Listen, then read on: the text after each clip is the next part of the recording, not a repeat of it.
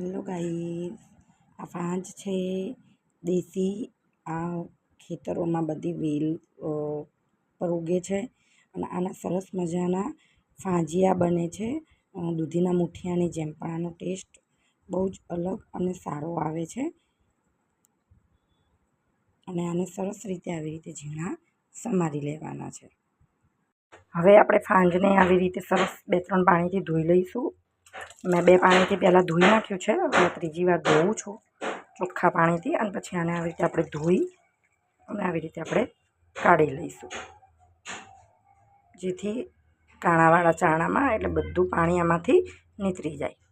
બાજરીના લોટથી બનતો હોય છે. આમાં ખાલી ને ખાલી બાજરીનો જ લોટ યુઝ થાય છે. તો આપણે એને આવી રીતે ઝીણી ચાળણીથી સરસ રીતે બધું લોટને ચાળી લઈશું. યુઝ કરતા હોય એ જ મસાલા પડશે. તો આપણે સૌ પહેલાં મીઠું નાખશું આમાં સ્વાદ પ્રમાણે. હળદર નાખી 1 ચમચી, 1 ચમચી મરચું એડ કરું, 1 જેટલું જીરું. પછી આપણે લસણને આવી રીતે ખાંડી લીધું છે, તો હવે આમાંથી આપણે લસણ એડ કરી લઈશું. આમાં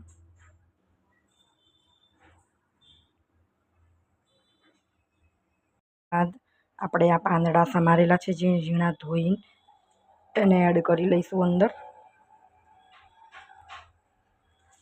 અને પછી સરસ મજાનો એક ડો તૈયાર મજાનો આપણો જો ડો બંધાઈ ગયો છે. હવે આને પાતળા પાતળા આપણે એકદમ વણીને વેલણ જેવા અને બાફવા મૂકી દેવાના છે. બધા જ વેલણ જેવા વેલણિયા બનાવી અને પછી આમાં આવી રીતે ગોઠવી દેવાના છે અને 20 મિનિટ સુધી આને સરસ બોઇલ થઈ જવા દેવાના છે. આપણા ફાંદિયા તૈયાર થઈ ગયા છે. આપણે આને આવી રીતે ગોળ ગોળ પીસીસમાં કાપી લીધા છે. હવે આપણે અહીંયા વઘારવાના છે. તો તેલ મૂક્યું છે, એમાં રાઈ ફોડી છે અને સરસ આપણે હવે આમાં તળી નાખશું. લસણ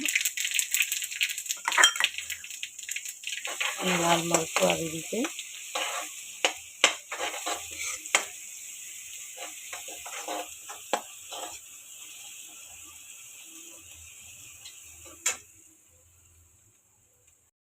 હવે આપણે લસણ અને સરસ સતળાઈ ગયું છે મરચું. હવે આમાં આપણે આ ફાંદિયા એડ કરશું.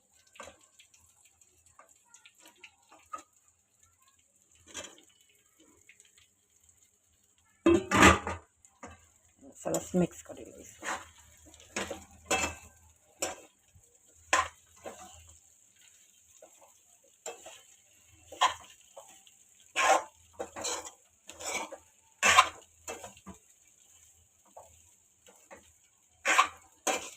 આ ચોમાસામાં ચા જોડે બહુ જ સારું લાગે છે. ચાની જોડે આપણે આ ફાંદિયા ખાવાથી એકદમ ટેસ્ટી સ્વાદ આનો આવે છે, એકદમ ટેસ્ટી લાગે છે.